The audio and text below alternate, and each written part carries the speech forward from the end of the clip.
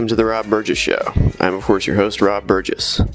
On this, our 93rd episode, our guest is Jeff Weiss. Here's his biography. Jeff Weiss is a writer from Los Angeles. He founded the blog Passion of the Weiss in late 2005, after a drunken revel led him to get tattoos of several blog bands named after animals. He does not regret the Wolf Parade one.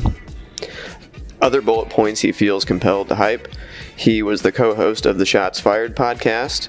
He writes the Rollin' on Dubs column for Pitchfork and, until recently, the Bizarre Ride column for LA Weekly. One time, he co-authored a book about Biggie and Tupac. Other random self-aggrandizement: he's been anthologized multiple times in the Best American Music Writer series. Passion of the Weiss was named the LA Weekly's Best Music Blog in 2013, and he was named Big Kahuna at High Five Sports Camp at age 8. You can find him on Twitter at PassionWeiss. Finally, I'd like to extend an open invitation to anyone currently associated with the LA Weekly. You're welcome to come on the podcast and give your sides of the story anytime. And now, on to the show. Anyway, like I said, thank you for being on the podcast. I definitely wanted to, not a problem. And, I definitely wanted to talk to you first because I read your Sublime 40 Ounces to Freedom retrospective with the 25th anniversary of that. We were talking a little bit before we got rolling here about how, there's a lot of snobbery in music. And I think one thing maybe that people don't buy, and I don't understand why they don't buy it, is they think like Bradley Noel was being insincere in some way. And I don't think that's true at all. And it's kind of what I was kind of touching on when we talked earlier, but it's sort of the thing about Sublime is they're quintessentially Southern California band, and right. I mean that they're stupid and they're a beach band, or they're like, bro, we smoke weed. Like, yes, that's part of it, of course, but there's everything from little bits of reggae, because there was a reggae record shop that they'd buy in Long Beach. I mean, Long Beach is one of the most diverse communities in America. Black people, Latino people, white people, they would all mix. They went to Wilson High, but Poly High had Snoop Dogg and Cameron Diaz at the same time.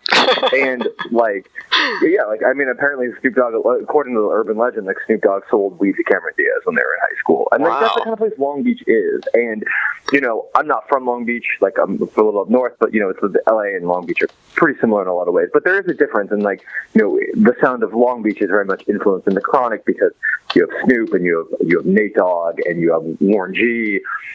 And the influence of, there were a lot of African Americans that came to Long Beach in the World War II time to work in the factories and shipyards, because obviously there's a huge port there. And a lot of them were from the South, and so there's Baptist churches in Long Beach, whereas there aren't as many in other parts of Southern California. So there's all these little regional variances and ticks that sort of play into it.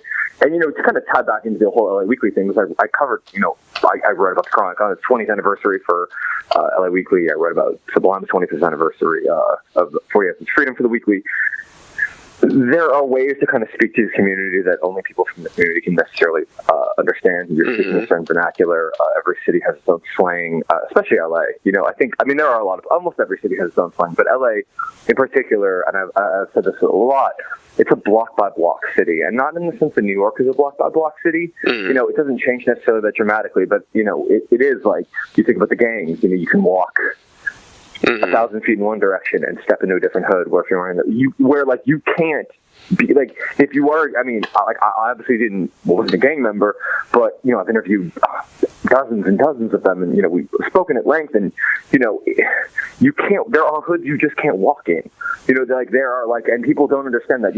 I think a lot of people heard about gangbanging or really figure from Good Kid, Mad City by Kendrick Lamar. If they're younger, obviously. I think Dre and NWA introduced you to a generation before that, but stuff where he'd be where your grandma stay, stuff like that, that is sort of what hood are you from? Are you the enemy, or are you from a hood that we're cool with? And it's funny, because it's I interviewed Kendrick Lamar, and I've told the story a million times, but it's a funny story, so I figure I'll just keep on telling it, because I interview Kendrick Lamar every day. He barely does interviews anymore, so I'm fuck it. But I think it was a story for the Hollywood Reporter, actually. And again, to go back to the Weekly, Kendrick Lamar, his first cover, I believe, was an LA Weekly cover, and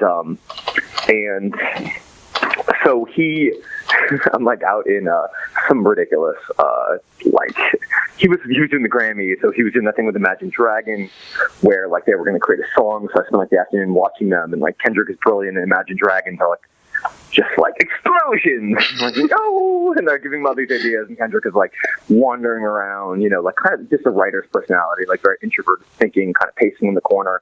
And I recognized a lot of like just that writer mentality, kind of the loner at the corner. And, I think that's part of where he gets, his part of his gift. And so then like later on that night, I meet Kendrick that afternoon, and what's going on? We don't really talk. And then like later on that night, I'm invited to do the interview because he's playing a big like Beats by Dre show at I forget where it is, some one of those casinos, they're all the fucking same. And he's in this big beautiful room in the Cosmopolitan, like it looks like a sparkling chandelier turned upside down, like everything's crystal, and you're just like, Jesus Christ, this is how the other half lives. And I'm sure for him, someone like him, that must be particularly striking because he grew up in Compton, and it's like it's a different world.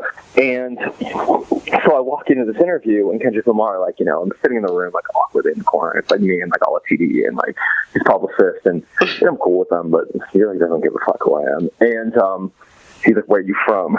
And, I'm like, well, I'm from LA, but, the Hollywood Reporter flew me out here. I assume he's like, what city are you from? What publication are you writing for? Because, like, when you're at that level, like, you're not that invested, I don't think, in the minutia of what publication, is like. I'm sure he's done so many interviews at that point.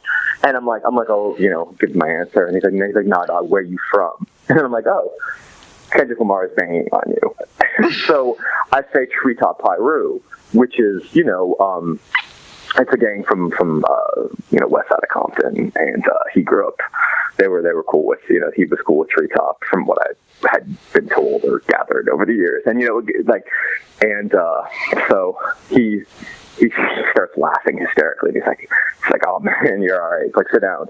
But stuff like that, where it's like, not to say that I'm like any kind of like great translator of LA, which like, I'd obviously like to be, but it's not my place to say. But like, there are things that you have to understand about any place that you are covering. And that is one of the main things why I'm so outraged. I'll continue to be outraged to the day I die, that these Orange County carpetbaggers thought that they could just come in, fire everyone, find a bunch of replacements, as though those replacements exist, and we didn't. Like you can just pull from an unlimited pool of people that understand how to cover a culture. And with all the sensitivities and idiosyncrasies inherent in that. And that's just kind of what I'm talking about. It's like knowing that, like, knowing how to get to Garden Grove without Yelp. It's like a little thing. I mean, actually, they probably actually know how to get to Garden Grove because they're from Orange County. But they certainly don't know how to get to, like, any part of downtown LA that doesn't have, like, the $100 plate restaurant. It's just, like, it's preposterous. And, like, honestly, fuck them. And fuck everyone who's down with anyone that supports exploitation of communities, because that's what this is ultimately a thing. It's like, you came in, you're trying to exploit a community, you're trying to abuse the trust that these journalists and this publication had built up over 4 decades, and then you're trying to have your way with it. And whether they're white or not, because some of them aren't white, it is kind of the notion of white privilege, and I don't necessarily want to, you know what I mean? Like, it is that notion of like hubris. It's like, I can do whatever I want because I'm rich. And it's like, I'm sick of that shit. And I know a lot of other people are sick of that shit. And like, something has to change in like American life. So like, I don't think this is any kind of thing that's going to be like certainly transformative, like on a bigger level. I hope it does. But I just like think it's important to take stands. It's like the same reason why I'm so mad when I watch Congress. And I'm like, I watch all these like Democrats like, oh, we lost 49-51, and wait till they're chanting like, wait till the midterms. And it's like, honestly, all of you go fuck yourself. Why don't one of you stand up and say something that's like profound and deep and has a moment? Because I believe in symbolic gestures, and I think that's what life has been. I'm a writer, been a writer my whole life. You look at like, you look at the history. It's like people like, stand up, you might die. But like, people are gonna remember that fucking speech. People are going to remember the gesture you made. People are going to remember the fight. People are going to remember the struggle. And those are all the rappers that I've loved. Like, I wrote a book on Tupac. Like, Tupac died. Like, he died for reasons that a lot of, I think it had more to do with his beef with Biggie and the Crips than it had to do with him being a revolutionary. But he was a revolutionary, and that's why his idea has kind of lived on, because he was fighting against these structures. And he did so many things, and like, I'm not in any way trying to equate myself, but it's like, that's someone that's a hero. It's a hero, and that's a hero to a lot of people in LA. And I wasn't about to grow up on Pac and be like, I'm gonna let these Orange County motherfuckers like come in, fire everyone, disrespect the city. I didn't grow up listening to Ambitions of the Rida and like to live in LA and hear it that many times to like let that happen. So, I'm out here, and I don't know. I'm trying to make it so they leave because they have to leave, and I'll haunt their. No matter what happens to me, I will haunt their life until my last breath, because I don't. I think people need to be. I'm a firm believer in that people like can't do that. It's like I'm one of those people that'll give like everyone like the utmost respect and then dignity, regardless of who they are. I think that's very important. I think it's a big problem in American life is people think because you're rich you have some kind of like wisdom or like so there's something about you that has led to your wealth. But I grew up around plenty of wealthy people, and I found that just not to be the truth. And but I think like these people, they're terrible men. And they've proven to be terrible men, and they've. I don't know if you've followed like what they've done as with their writing. Have you looked at the LA Weekly? Hopefully, I assume not, because no one will ever read the LA Weekly again. So, they want to replace the entire staff. We should say, for people that don't know, with unpaid contributors. Should I just backtrack and kind of maybe a little bit, just for people? Okay. I know what you're talking about because I've been following the situation. But yeah, just backtrack a little bit. Shout out to all the people that are still listening. but now we know this is our real crowd here. Now that they've gotten through, real heads. Oh yeah, strictly fan members. Oh yeah, these are the deep cuts. So I feel like I've told the story so many times because I'm just like screaming on the internet. But so if you're just following now. My name is Jeff Weiss. I was a columnist for the LA Weekly for 6 years. I was a writer for 10. I loved the LA Weekly. It was a place that I got to kind of speak to. I'm from Los Angeles. It was a place I got to speak to people from Los Angeles, people who lived in Los Angeles. My grandparents were raised in Los Angeles.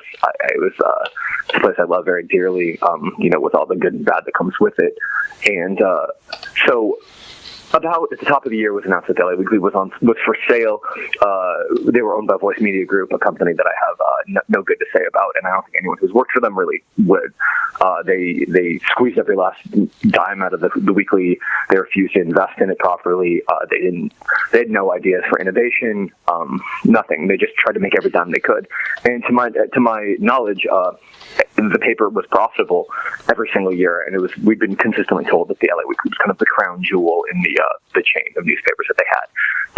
They are trying to get out of media, more or less. They're trying to do native digital advertising, and so they're trying to basically divest themselves of all their properties and just shift direction. So instead of going, the price of the paper kept dropping and dropping and dropping and dropping. Instead of being a rational and sane and decent people that would go to the editorial staff and be like, hey, look, this is what's going on. Do you want to maybe talk amongst yourselves? Like, we need to get a buyer. Like, we are going to shut it down. Like, maybe you should look into it. Because I'm not going to divulge the sale price here, but it was very low.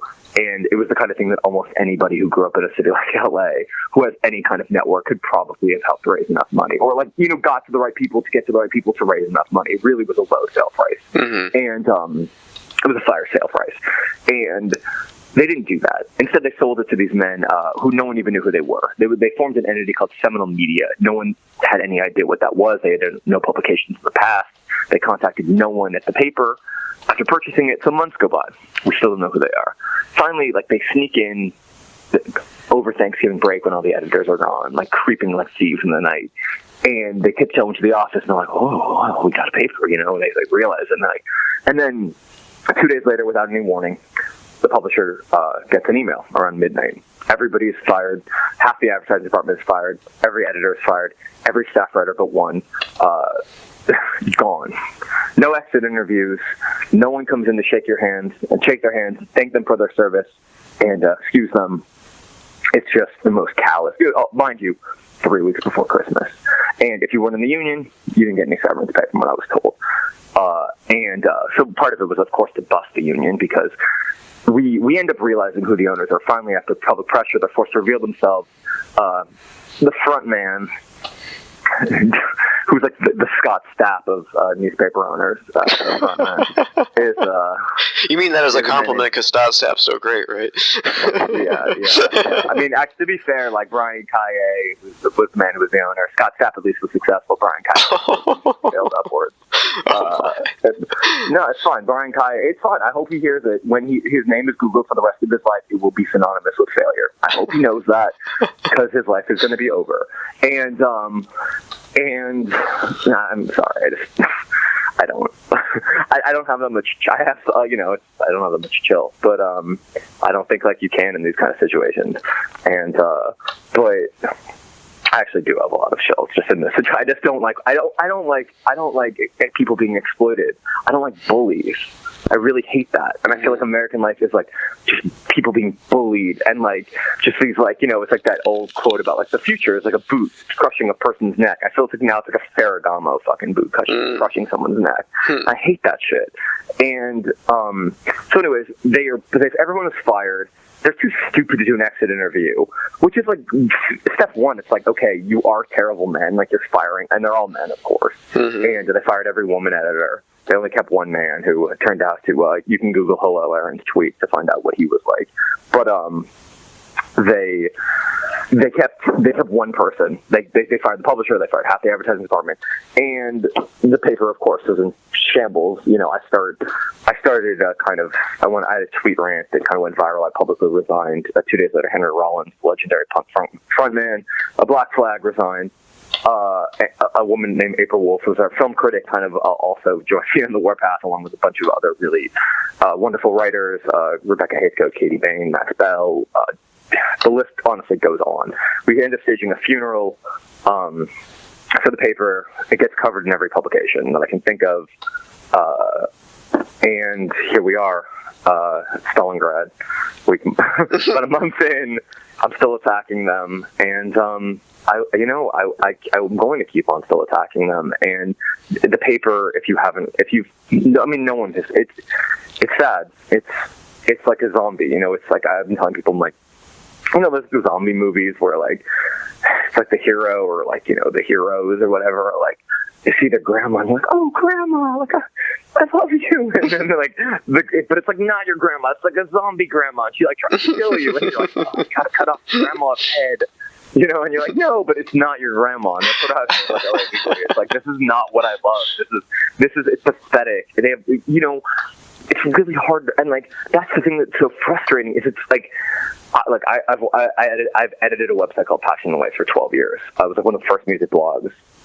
I taught so many kids how to write, or help them learn how to be better writers, I should say, 'cause a lot of them already knew how to write. But it's hard. It's really hard to run a publication. My publication has never been profitable. I had interest at one point in turning it profitable, but at the end of the day, like, I'm probably going to go for a crowd-funded model because I'm not interested in kind of running like a massive publication. I wasn't interested necessarily trying to turn it into like a Vice or Pitchfork, and I have so much respect for the people that did that, that do that. But it's really difficult, and to think that you can buy an Alt Weekly in 2017 and do that is just unthinkable. And then it probably should be mentioned that all the people who bought it, of course, were ultra conservative, right-wing people from Orange County who had no investment or relationship with the city of Los Angeles. Brian Kaye served as the vice president of the Claremont Institute, which is an ultra-conservative think tank in Claremont that produced people like Andrew Breitbart, Chuck Johnson, James O'Keefe. I believe it's O'Keefe. It might be James Keefe. I think it's James O'Keefe. Who's behind Project Project Veritas. And that shit is sinister. And like, you shouldn't be buying a progressive publication. Like, you know what it's about. And of course, we pulled their card. Orange County Weekly did some great reporting on the list of donations that these men had given to, and it was just a real haunted house of ghouls. Like Mitch McConnell, Donald Trump. Somebody gave $25,000 to the Donald Trump for Victory Committee. Pete Wilson, who was behind Prop 187.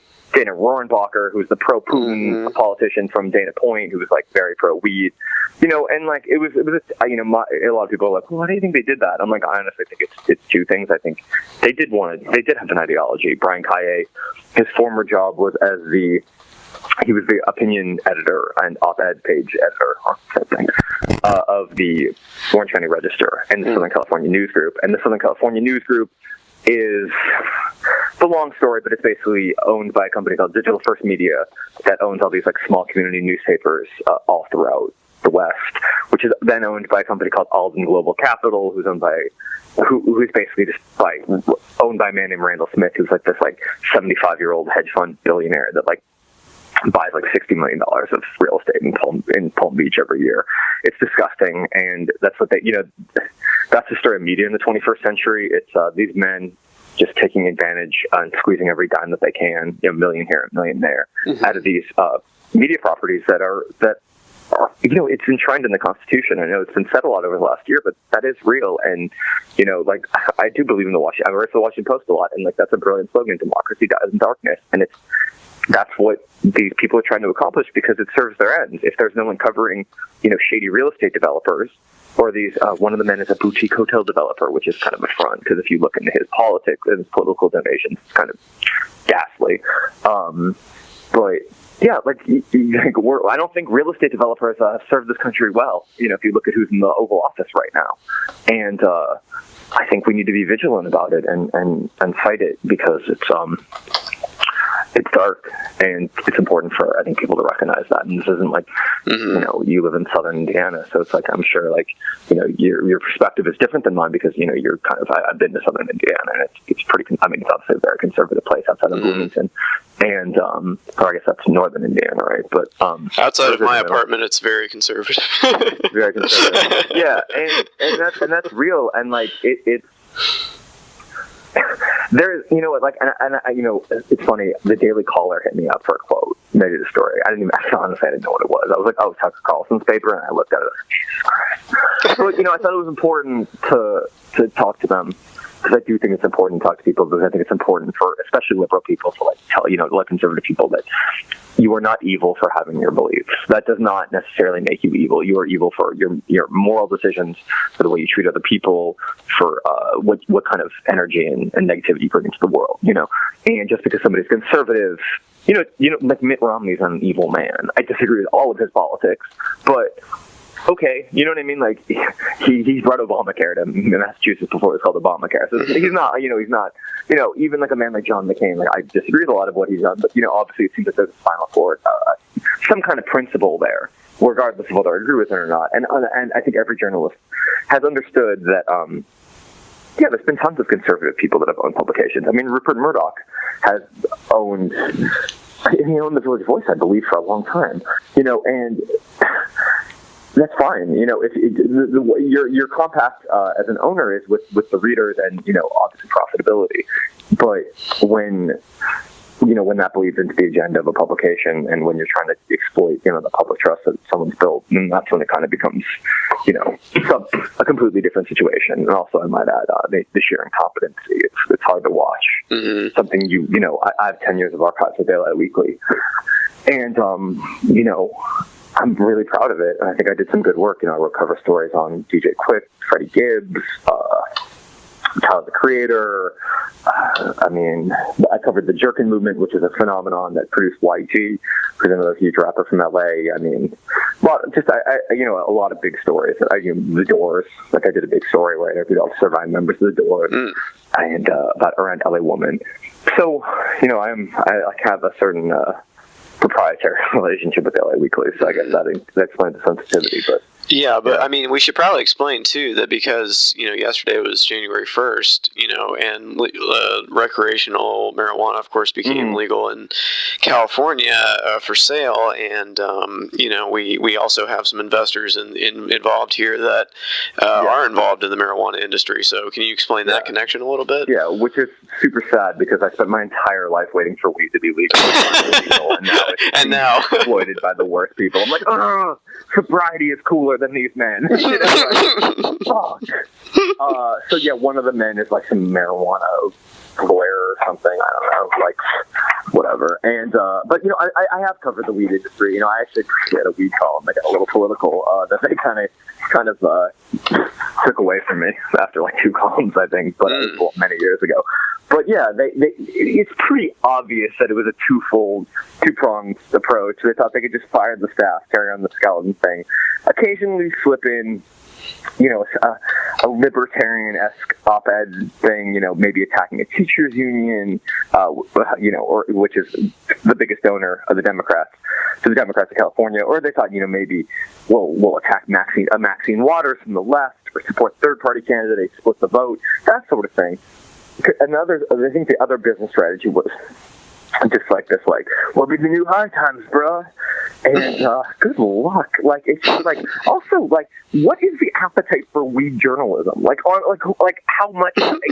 It's what do you who needs to read about weed? You just smoke it. What is the market? I don't think Wine Spectator is the most bustling market in the world. And it's how many times can you be a sour diesel versus this new strain? Shut up. Shut the fuck up. It's condescending to smokers because I still smoke, but I still smoke, but I was the biggest smoker. I was smoking every day. Every single word I ever wrote for the LA Weekly till maybe 2 years ago was high. And I got really, really high. And but fuck you. Get off my turf, motherfucker. That's not, and that's not gonna work either because fucking smokers aren't that stupid. They're they're normal ass people, especially not in LA. I don't know. I'm eventually going to start calling up all these. We have been calling up these dispensaries, and we're going to keep calling up these dispensaries, and because what dispensary wants to be the one that's I don't know, I'm giving money to a bunch of Trump supporters. Who needs that in Southern California? My dad, has his own conservative viewpoints that I vehemently disagree with. He's somewhere in the middle. But he's all over the place, and but even he was I don't understand why a bunch of conservative men would buy a paper in LA. You have to serve the needs of the community. It's just square one. Mm-hmm. So now, of course, they're oh, we're really liberal. I don't know where these fake news things are coming from. And I'm dude, you're moderating a panel on Obama's foreign policy disasters. Mm-hmm. What are you talking about? You're literally tweeting how much you want to play softball with Chris Christie, or it's the whole thing is just preposterous and just the most fire-fest level incompetency. And it's such a shame and tragedy for the city of Los Angeles to have to go through this, because it's I didn't even mention that. One of the other things to backtrack was one of these men, as soon as they bought the paper, goes, well, Los Angeles is really a cultural capital the way that New York or San Francisco are. Meanwhile, this guy's from Arcadia and lives in Dana Point, which if you're not from LA, one is a suburb, it's this white bread suburb 25 miles east of LA that has no bearing on LA. Another one, Dana Point, is an hour and a half south, and it's just like an anthropomorphic Starbucks, a pottery barn, it's just so stupid. And I hate them, and I hate what they've done, and I hate where we're at as a culture that this is a reality, and this is just sort of my I'm not taking this shit anymore is my network moment. We're just I'm mad as hell and I'm not going to take it, because right. There's kind of a larger narrative happening all over the country too, because of course the Washington City paper was up for sale just recently. Thank God and that was the last minute kind of save the day situation, because wasn't Ben Carson's chief of staff or something going to buy that for a minute? Armstrong Williams, it was Ben Carson's best friend or something. Yeah, it was totally nefarious. Come on, they think we're really stupid, and and the City paper got shut down in Baltimore. The Houston Press got shut down. It's basically Creative Loafing in Atlanta. It now has one staffer. As of this last week, the Village Voice basically no longer exists in any meaningful form. It's been an all-out LAist and Gothamist were shut down with the flip of the switch, not even giving the writers and editors a chance to save their archives. It's really dark, and journalists, I don't know, they're gonna have to start fighting, and we're gonna have to. We can't take this lying down, and the people that read these, we're gonna all have to there is some civic responsibility that we're all gonna have to come to grips with, and to make things better, because this is a war. I do feel it's a civil war without bullets, and whether it's right or left, or whether it's the rich versus the poor. it might be a little bit of both, but it's real, and it's not like, it's not like sulking on Twitter is like not going to do anything. So that was my goal with this, is like, okay, what can we do? We can start calling advertisers. We shut down this event called Sip and Sweet that they did. That was told they lost a lot of money. Well, Taco Landia was another big event that they had every year. A man named Bill Esparza, shout out to him. I'm sure he's not listening, but if he was, it's cool because he shut down the event. And like, there were things like that. Like, I wasn't writing to the LA Weekly to make a lot of money. Like, I got paid a fraction of what I paid from other places to write to the LA Weekly, but I did it because like there is like, as I said, like that kind of relationship that you have with your city and the ability to speak to your city in a kind of meaningful way that you can't necessarily do it in a national publication. Mm-hmm.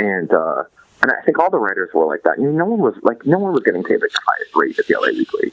And so I know there's bigger things in the world to think about when Donald Trump is like tweeting nuclear threats at Kim Jong-un, but that doesn't necessarily recuse us from like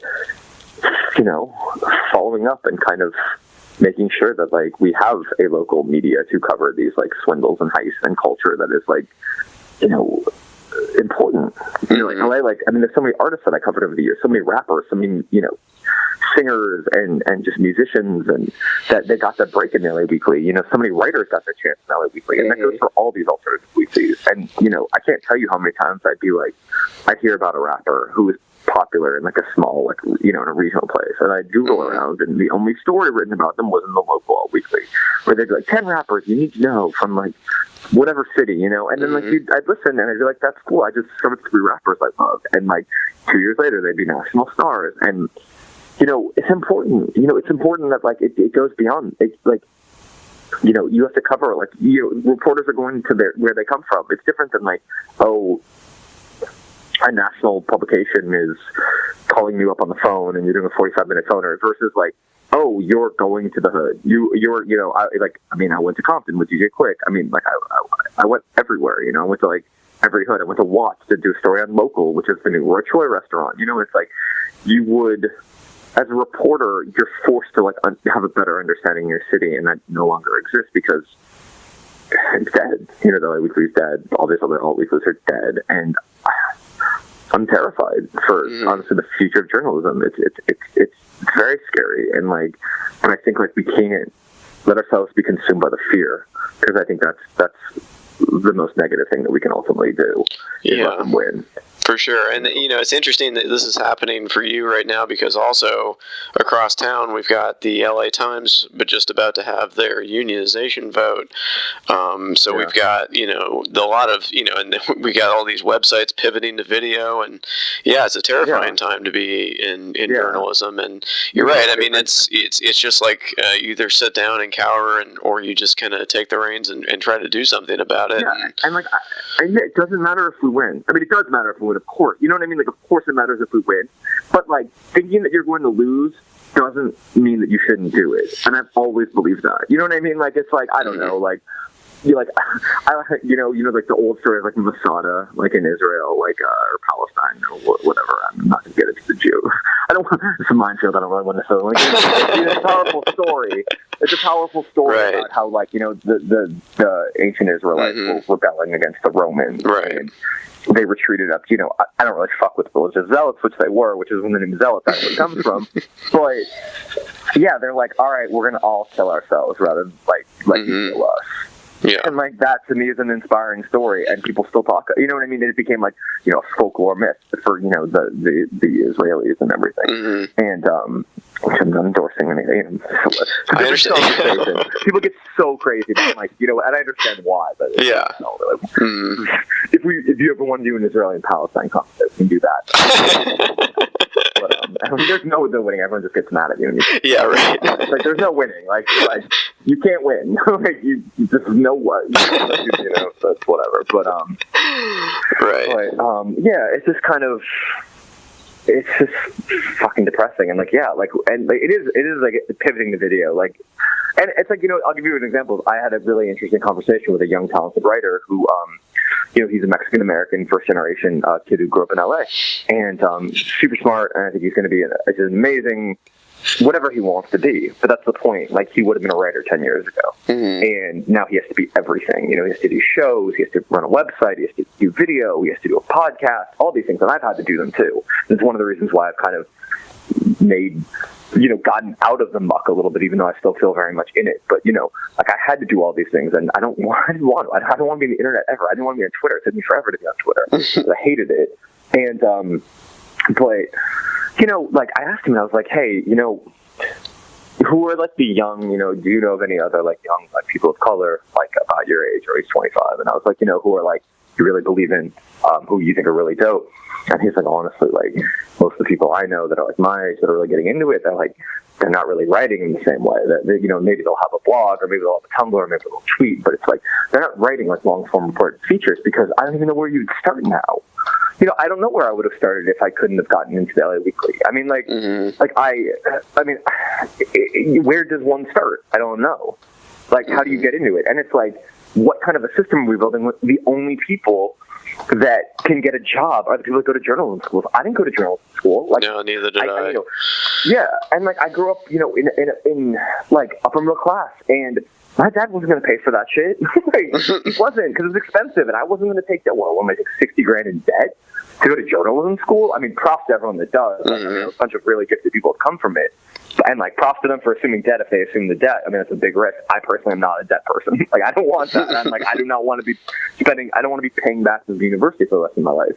And, but that's real. And, like, where does one start? To be honest, I started because I started at a blog. But even then, like, it's like, I came from, like, nuclear family. My dad did fairly well. I knew that I had a little bit of a safety net in case I failed. Like, this is really a class thing as well. And that bothers me, because I think it's important that people from, like, all classes, like, that is a unique and valuable perspective that, maybe we'd understand the world a little bit better if people that came from, didn't come from money were able to go into journalism. And now this is just, without all weeklies in the chain, it's just another thing in the ecosystem. It's like they're really cutting everything up on the knees, because it's like, cool, well, you can write for the LA Times, and that's great. Like, I mean, I wrote for the LA Times. I got really lucky to get in there really young. And, but not everyone's going to get into the LA Times, And, like, how does LA have, you look around, it's like, I remember when I first started writing for alt weeklies, this is 2007, like, writing, it's my first real break. And it was like City Beat. I think the Los Angeles Alternative Press was still around.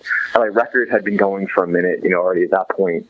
And then, like, I think there might have been, like, one or two more. There was a place called Entertainment Today that I think had just folded. It was like a weekly entertainment publication. They used to publish this, like, they would syndicate my blog posts, which are crazy and awful. Like, thank God they've all been destroyed, hopefully. But we're talking, like, 4 or 5 places that feel like LA, and they're gone. All of them are now gone. You have the LA Weekly and Los Angeles Magazine, and that's it. And Los Angeles Magazine is like, it's a great publication, but it's a monthly glossy. It's not. They're not going to write about the new 03 Greedo tape. They're not. They don't know who Draco is. And if they do, like, it'll be from someone that wrote the LA Weekly, because that's where people, like, learned and cut their teeth, and, like, I don't want that to be conceived as a slight in any way. They actually just hired the Arts and Culture of LA Weekly. I think it's a great publication, but that's just kind of what I'm saying, though. Like, there needs to be a place to cover the underground, because that's where culture springs from. Mainstream culture is usually, like, underground culture with a polished veneer on it. And, it's where they steal from. And, you can almost pick any artist and like, you'd be like, oh, well, that's a major label artist stole from this underground artist that's, like, the regional legend. And, I talk about someone like DJ Quick, I mentioned him earlier. There's a cover story on him. You have to be from LA to really understand, like, the depth of, like, the connection that a DJ Quick or a Sugar Free or, like, even, like, a Corrupt necessarily has with the local audience. It goes deeper than just, like, this national relationship. I always said that Quick means more to LA, even though Dre is way more popular, because Dr. Dre was for the world. DJ Quick was for LA, and I felt like that about LA Weekly. You know, the LA Times was for the world, and LA Weekly was more, I mean, they both are for LA. It's a bad binary, so forgive me for that.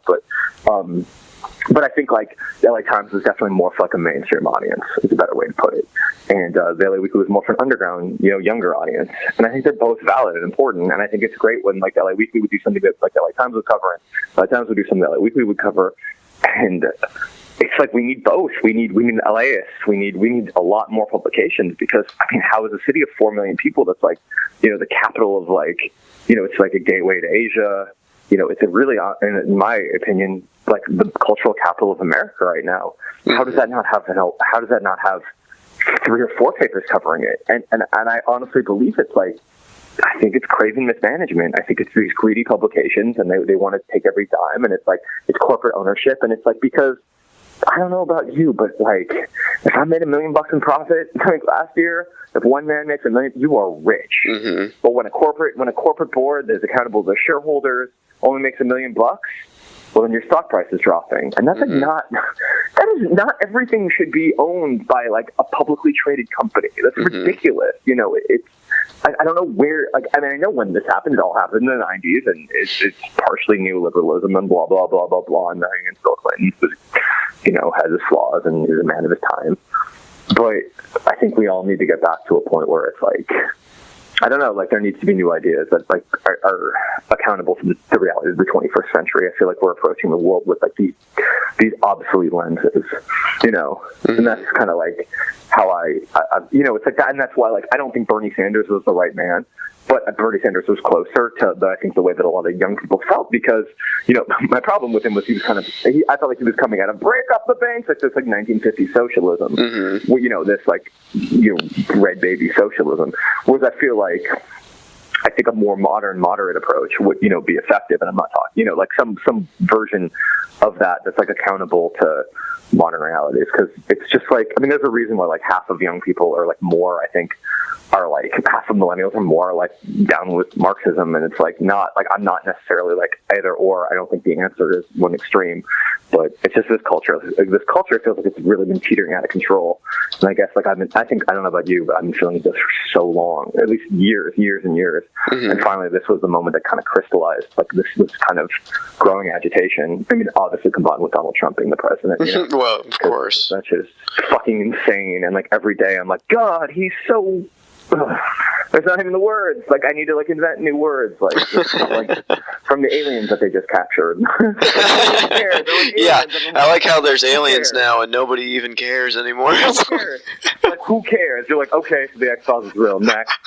Like, I'm not going to be killed with nuclear and because honestly, I need to know, because I have to finish my deadline. So it's like every day now is like where you're like, do I do my homework or not? Because, like, if it's all over, like, why do I go to school? You know, it's like every day of our lives. All I'm saying is, if I don't have to pay rent, the liquor store's right across the street. Just tell me. Totally. It's like, what the fuck? And here we are. I was like tweeting about it. I'm like, well, my year started off, my grandfather died, and at the end, I'm fighting Nazis at the local alt weekly. 2017, you really did it. You know, and it's like, fuck. Are you kidding? But that's real. I'm like, you know, me. You know, it's like, I think a lot of people would like chalk this up to like, oh, hysterical snowflake, blah, blah, blah, and you're like, okay, you're broke. Like, or like, it's like it's funny, all the people that are saying that are like, you know, all these conservative people. I'm like, you're struggling to get by too. Like, I feel like we need to like kind of get rid of these. Like, I mean, like, and I, you know, and I'm guilty, of course, of being like, you know, it's a bunch of like Trumpist supporting blah, blah, blah. But it's like, I think, which is true, and I mean it, but I think it's important that like people have to like get beyond labels, because it's like there needs to be like some kind of people's political party that's accountable and like, you know, isn't just like trying to, you know, like, I don't know, I'm going off on my time. This is what it's like to hang out with me, like, by the end of the night. Like, can you not go off on your weird tirade? But, you know, it's just like, there needs to be something that, stops this. Like, none of these councilmen have said a fucking word from LA. And it's like, I don't know, like, let me run. I guarantee you if I ran, I mean, not like, I'm announcing my candidacy right now, but like, I know that if I ran for something, like, I would be like, yeah, you can't do that. Like, that's just wrong. And like, somebody needs to like in this world, like, has to stand up and be like, nah, that's not happening. And I hope the only hope of this thing beyond like getting the paperback and like sending these people back to like a yacht in Orange County that sinks is off the coast of Newport Harbor. It'd be very poetic. It'll be like Arrested Development. I'm really excited about it. Hopefully 2018. Give us some good. But the only thing I can really hope for is that I hope that people get inspired and do something. And like, I hope that like people in Atlanta like try to buy the paperback from the Creative Loafing owners. I hope that somebody wants to buy the Village Voice and like turn it into a legitimate publication again. Like I don't know if that'll happen, but I hope that it does, because I can't watch this and like not, and I just can't like Twitter age only does so much. I think like this is not this necessarily the newspaper thing, but this moment is sort of, this is our Vietnam, this is our Civil War, this is our World War II, this is our moment where we have to kind of, fight back against this kind of like encroaching darkness. Because, I always think back to, that the famous Baudelaire cliche, but it's like the devil's greatest trick is making you forget that that he exists. And it definitely does exist. And like, we've seen it. And like, Brian Kaya is the devil. Like, I mean that figuratively, but maybe metaphorically. I don't know. He looks like he could outfly. But that's real. And like, the devil is like a metaphorical concept. It's like a true notion of like, I don't know. It's like, people have to we have to do better. And I guess like, let's start here. And, I want the paperback. I want people. I don't even care. I just want someone like decent and responsible. Like, honestly, the political agenda is like, just keep it like honest. That's the most important thing, is keeping it honest. And like, I feel like we live in this like horrible thing where like we've lost the notion of what honesty is. I think we all know, but it's like the way that they've attacked the news. I mean, Donald Trump has systematically been on a campaign to destroy trust in the media, to the point of where like I'll talk to like my family members and they're like, oh, the Washington Post, that's fake news. And I'm like, I write for them. What are you fucking talking about? Like, that's insane. And people think that now. And it's like, I've written for them. I've written for the LA Times. Like, I know what these publications are like. And they're a bunch of like decent people trying to like, no one's doing this for money. And no one's necessarily doing it for ideological needs. People are doing it because they have a dedication to telling stories and to like finding out what the truth is. And to watch it just get like systematically attacked over the last few years is just demoralizing and vicious and damning to where we are as a country. And I hope it's a momentary aberration. It's like, I was a history student, you realize there were 200 years of darkness, like the Middle Ages, that shit was not awesome. And put that on my epitaph. Middle Ages shit was not awesome. In case y'all was wondering, not awesome. Yeah. If you don't know, Charlemagne didn't kill it. But the Clovis, the Frankish dynasty, not the best. But yeah, there are periods of darkness, and I hope that if people pulled out, if mankind has been able to survive these periods of darkness, it's because people have banded together and believed in ideas that were bigger than themselves and resisted. And I think that's what this is about. This is a symbol. What I'm doing and what we're doing is a symbol of resistance, and I think those are important, because I think that's what people gravitate towards. That's what people can understand. The whole arc of human history is a bunch of like, people like screaming in the darkness. And, so hopefully somebody like, my dream would be like someone 15 would like listen to this and be like, I am going to do something. I'm going to start my own publication so that, this doesn't happen again. Because we all have to do better. Yeah. Included. Well, I mean, I understand your strategy with targeting certain events and sponsors and that. On the other end of it, though, have you tried to approach anyone about buying it? If it were to be for sale, because I was for sale for a while. You said it went for a very low price. You're trying to, force advertisers out, and now, trying to maybe convince them to sell. But is there someone that could buy it that you could? I mean, I don't know if you've gotten that far. I'm pretty sure people would buy it. People will buy a publication that is like, you could crowdfund it, honestly, and I think that would be another way. There are ways. It's like there are that's what I said. Like, we're gonna have to find a new model, and like I think crowdfunding is possible. I think you hold fund. I mean, like, who's to say, like, well, you couldn't get Eli Broad to donate like a painting to fund the LA Weekly for a year? You know what I mean? If you really were trying, like, there are so many ways to do it. There's like silent auctions. I mean, what these PACs can raise hundreds of millions of dollars a year, and you can't get $2 million in operating costs for the LA Weekly. I just don't believe that. You know, and I think, like, again, that's a failure of imagination on our part. You know, we have to reimagine, like, the future, because capitalism is not working well. You know, and in many, you know, I don't know if you saw the Guardian story, but it's like the income inequality just gets greater and greater and greater, and something like the LA Weekly is probably emblematic of that, where it's like you can't wait for your Jeff Bezos to come in and like save the day and be your like Mr. Big, you know. And I think like that's what everyone was hoping for. But I do believe that, yeah, I mean, I won't get into the logistics of it, but like, yes, there are people that would buy the paper, and if they weren't, then I would kind of try to spearhead something to raise money and turn into a nonprofit of some sort. Or, I mean, that would be my dream, to be honest with you. Like, I would love to turn it into a nonprofit and be able to have it be accountable to the community and have kind of a board of people that kind of look over it. I mean, I'm in so deep right now that I'm like, I feel like some kind of responsibility to making sure it functions if it does get sold. But you know, I want to be an editor. That's the thing. I never wanted to be an editor. I certainly don't really want to be an editor. But you know, I want to make sure it's okay. So hopefully, something good will come of it. I don't know. They have my email.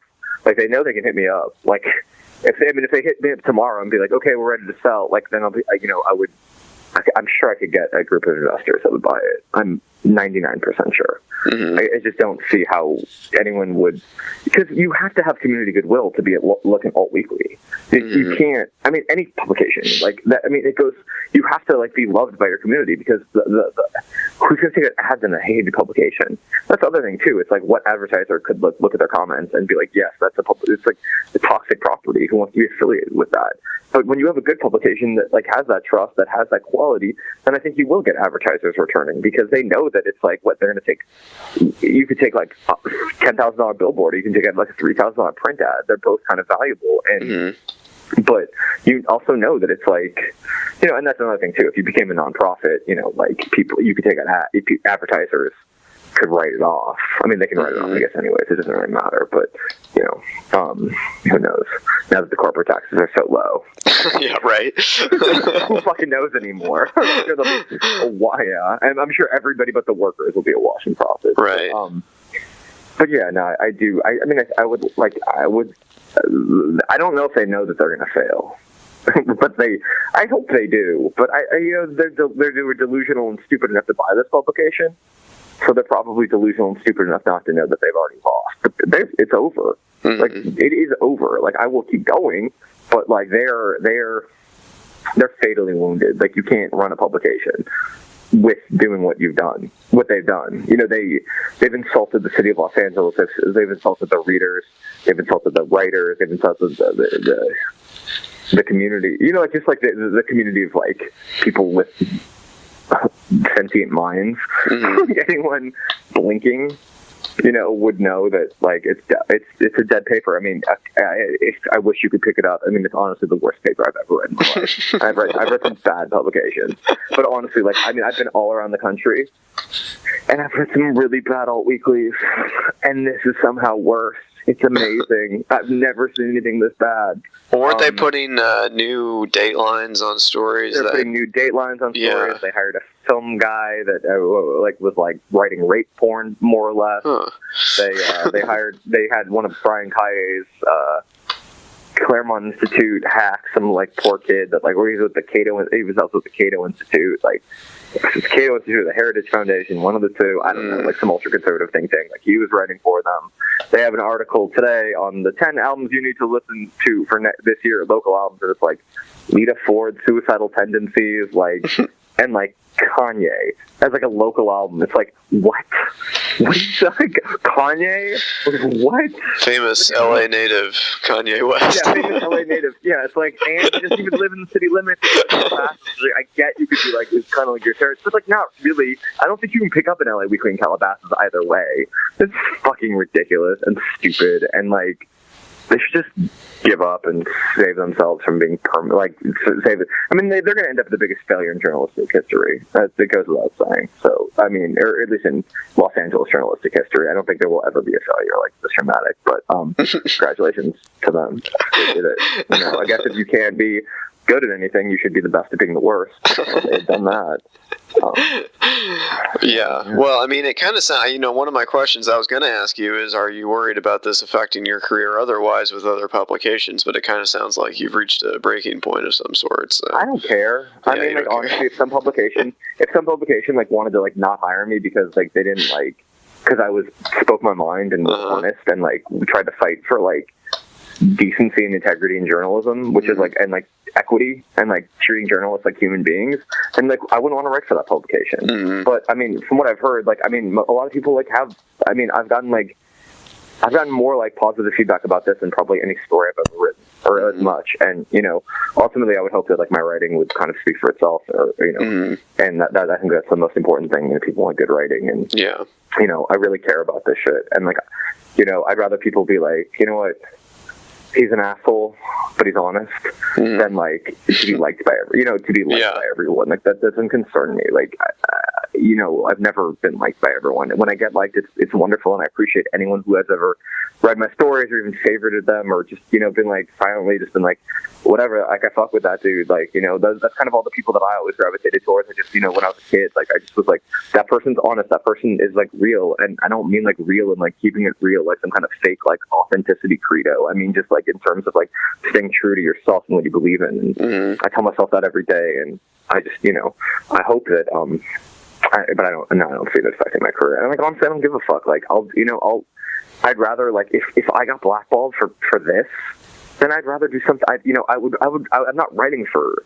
I'm a journalist that I need money to survive, but I don't write because for the money. Yeah, I understand what you're saying. Because, like, for me, it's like, it's about, I have so many other bigger things that I'd love to write. And for me, it's like, I hate anyone who calls themselves an artist because it's so annoying. But, it's like, it is about, like, the art on some level. And what I'm trying to do is do stuff outside of, like, I'm working on a book, and I've been like, I've been working on a book for a while, and that's what I always got into. I wrote a novel when I was a kid. I was 20 years old. I started writing a novel, and so I got into writing. I only got into journalism as a way to pay my bills, and because I loved writing and I loved telling stories and I loved LA. It was a way to kind of fuse all those different things. So that's what's most important to me, is kind of doing good work, because I feel like if you do good work and you're honest, then like you'll be okay. You work really hard, and those are the only things I really try to stay focused on. And when I'm not like trying to bring down fascism at the local, the old weekly, right? For sure. Well, I mean, I'd be remiss, though, if we didn't mention Combat Jack, because, that tore me up, because I thought, of course, the Combat Jack show, and then more recently the Mogul podcast was amazing. And, of course, you have a special connection to that because you were a part of his podcast network for a time. So. Yeah. I love that dude. I'm heartbroken about Combat Jack. Yeah. Honestly, like, he was, everything I said online, like, I meant, like, what he did was, no different than like a Studs Terkel or an Alan Lomax. He was really like doing oral history at the most profound level. And he was an encyclopedia. I said that, he could tell you about like 90s rap, New York minutia, like Paradise Garage, and he'd go to in the 80s. And, he was a real first generation, like, New York hip hop. Like, he became an icon. He was there for all these different things, whether it was like these Bronx jams. I don't, he's from Brooklyn, but I'm sure he Brooklyn jams, I'm sure too. And just, he was there, and this deep reservoir of emotion, and he understood hip hop on a level that was just so impressive to me. Especially someone who's covering it. And I'm like a white dude that grew up in like LA, but like I didn't grow up in the hood. And Jack like really had such a fundamental understanding, and those are the voices that are so important. And I think like that's why he was so important, because he was like hip hop. He embodied it. He reflected that spirit. And obviously he was a New York guy, but there was that universalist spirit, kind of, that he was interested. He would like talk to his kids about what should I be listening to, and he just there was a profound love and joy that radiated from Reggie, and like. It was funny, like I did my like Combat Jack episode, and I was like so stoked, like my friend Getty from Toronto, hopefully he's listening. Getty always listens, so shout out Getty. But he used to be Getty used to be the managing editor of Potholes, my blog, a great blog that no longer exists. Blogs, the economic model is fucked, and like used to be a crazy person like me and dude, I'll just like lose money, like I'll just lose money every year, but I just believe in it, and I'm compulsive, and like I love what I'm saying, I think it's great, and I think we have to keep doing it, or but to Getty, just he was on Jack or Reggie. And he was just on Reggie. Come on, get Jeff Weiss in your show. Get Jeff Weiss in your show. Finally, like he's like, yeah, do it. And so like I did. I was in New York. I had a book reading with my friend Evan McGarvey at I think it was Housing Works, and it was amazing. And like all these New York people came out, and I was like, wow, like I can't believe people showed up. But really, the highlight was getting on Combat Jack. Showed up, and I brought a couple of my homies. And we were all like, kind of like, we're like adults. We weren't like totally geeked out, but we were like, this is tight. This is great. I'm gonna be on Combat Jack. And like, I did it, and of course, like I was just like this. I talked way too fast. Everyone's like, "Is he on cocaine?" I didn't ask any questions. Probably every podcast I do, I'm you're like, just let him go. But like at the end of it, he was like, I think I never listened to the original like first 20 minutes because it's just I get so embarrassed hearing people talking. But I think the whole first 20 minutes are like they're like, was he on cocaine? I like to say I've never done cocaine. I'm not a coke guy in any way, so know the answer. But I did it, and afterwards, just like he's a guy with like I think Reggie had 3 or 4 kids, and he could have gone home and been with his wife, and like but he like wanted to hang out with us, and like I don't think because we were so cool. I think because he was just like that kind of dude, and he just we were talking about rap, and he hung out with us like 1:30 in the morning, and then we were staying at my friend's place, and he drove us back to my friend's place.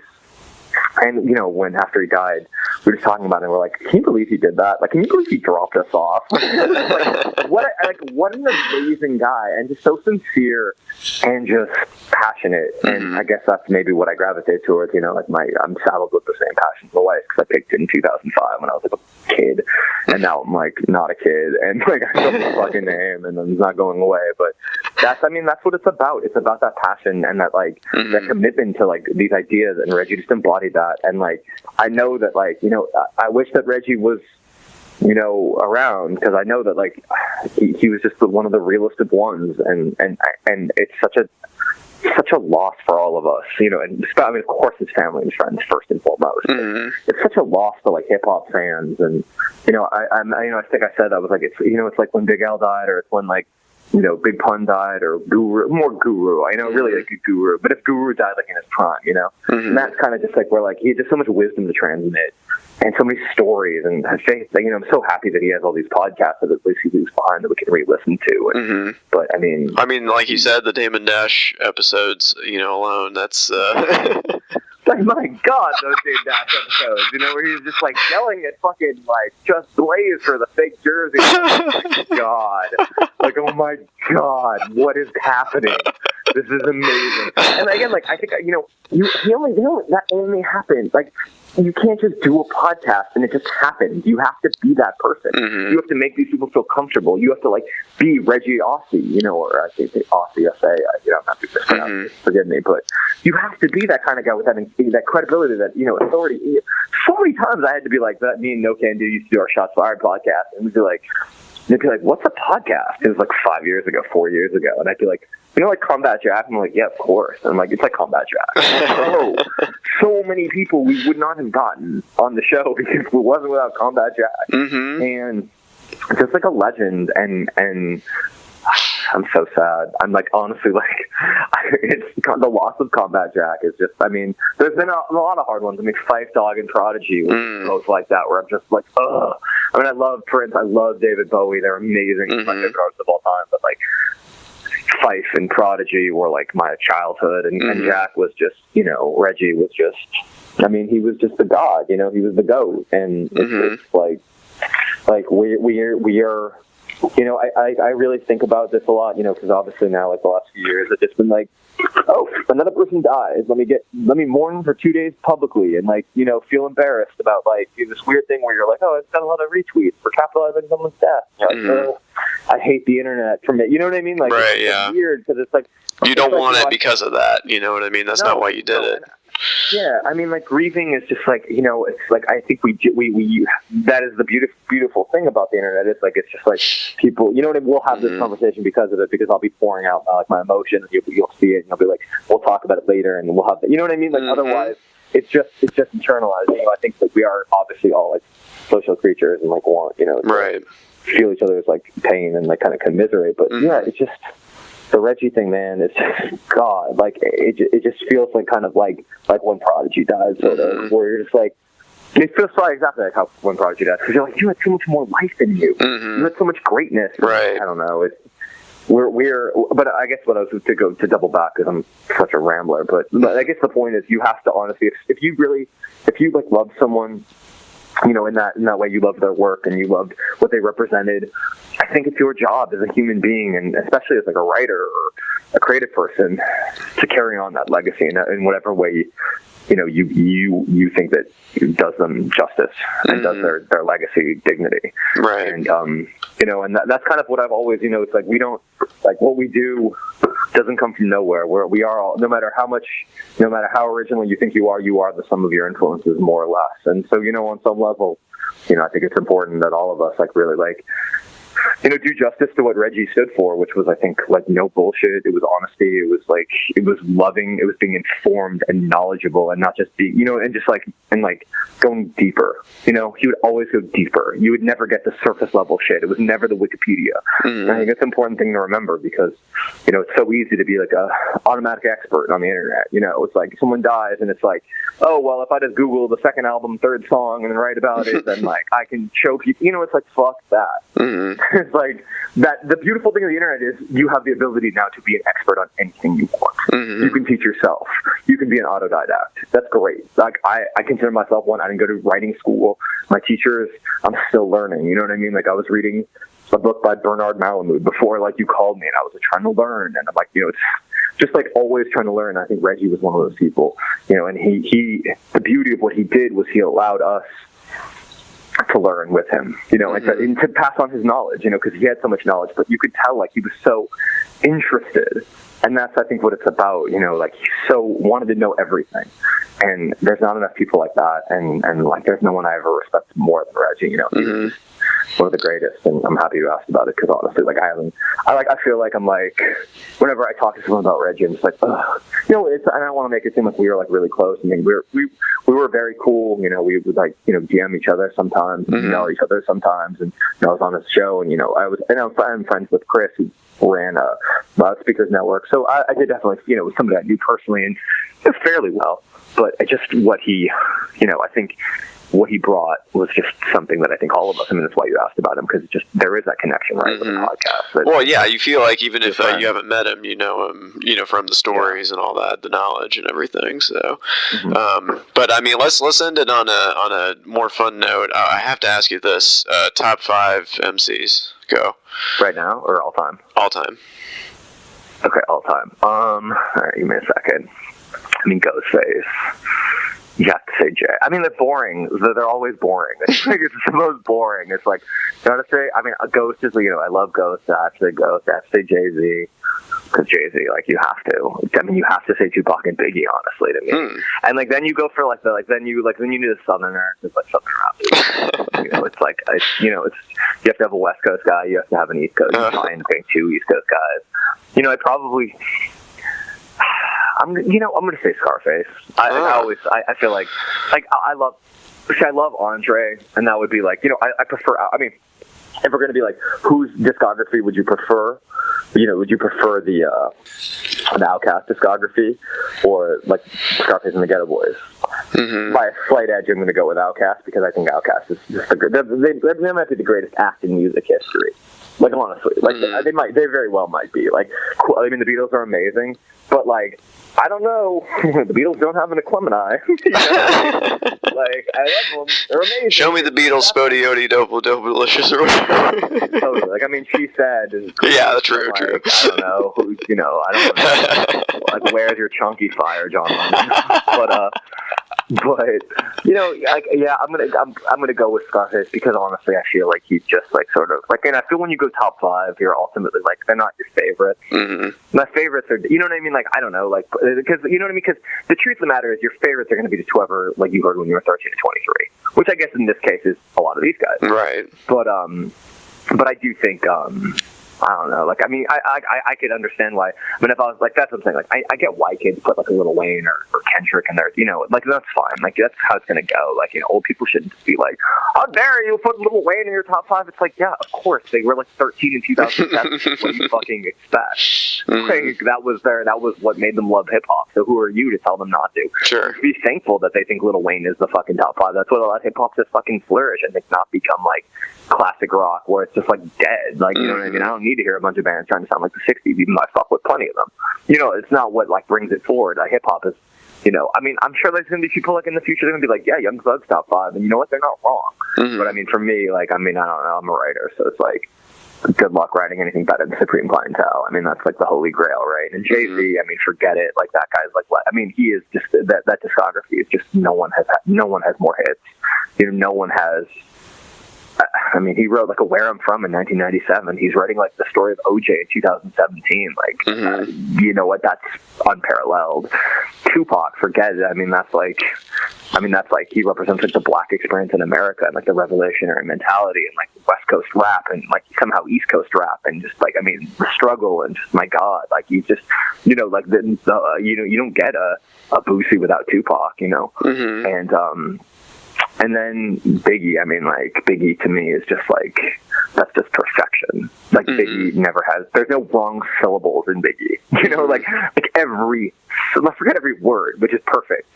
Except for, like, there's a couple lines, maybe, like, you know, a couple, like, fucking people with broomsticks. Could have done the line where he's like, I'd suck his daddy. It's a weird line. It's a weird line. Nothing against it. It's just weird. It's a strange line. I would have written it if I were him. I think he probably would agree. But like, he's such a, and that voice, like, was there ever better? I mean, like, I don't know. Ever since I had a daughter, I really can't sing that electrical tape around the daughter line so well anymore. Yeah, totally. Old school music, going low. Yeah, totally. But it's just like that, you know, old, like, it's just the way he, like, just the syllables. Like, no, how he puts it together. So I know what you're saying. Perfect. Yeah. And that voice. Like, I mean, that voice, like, Jesus Christ, like that, like, thunder of God fucking voice. I mean, Tupac too had that voice. And Scarface too. I mean, Scarface is an Old Testament prophet. And, like, to me, that's, like, what he represents. You're like, oh, shit. Look on the horizon. There's the hurricane. There's the tornado. There's Scarface. You know, like, bring, like, Scarface was Tupac's favorite rapper, so I feel like Tupac's one of my favorites. Like, you gotta pay, you know, there's a reason why. Yeah. I just, like, I mean, what he did with the Ghetto Boys, I mean, dude practically invented Southern rap with that shit, you know, so it's like... Also, can we just mention that Scarface and the Ghetto Boys had the best album covers ever? Ever. Mr. Scarface is Back is one of my favorites. I love We Can't Be Stopped, just again and again, like... Yeah, I mean, is there any more harrowing image than them wheeling fucking with Bill with one eye out? Like, you're like... What? Like, if nothing else, your top 5 for that alone. Like, better. I mean, there's some cool album covers in 2000. I mean, Kendrick has some great covers. Jesus Christ, nothing is like that, you know. So I mean, that would have to be my top 5. Oh yeah, well that's a good one. Well, well, hey, I appreciate what you do, and thank you so much for talking with me for so long, and I hope we can talk again soon. So yeah, I'm around. I'm always like I said, like I'm a wind up till I'm just like fucking just be like ask me one question, then I'll talk for an hour and a half, and then at the end of you're the easiest guest I've ever had, so it's all good. yeah. It's my weakness is my strength, and my strength is my That's right. Absolutely. Well, it was a blast talking to you, dude, and I hope you have a good night. Yeah, likewise, you too. All right, later. Bye.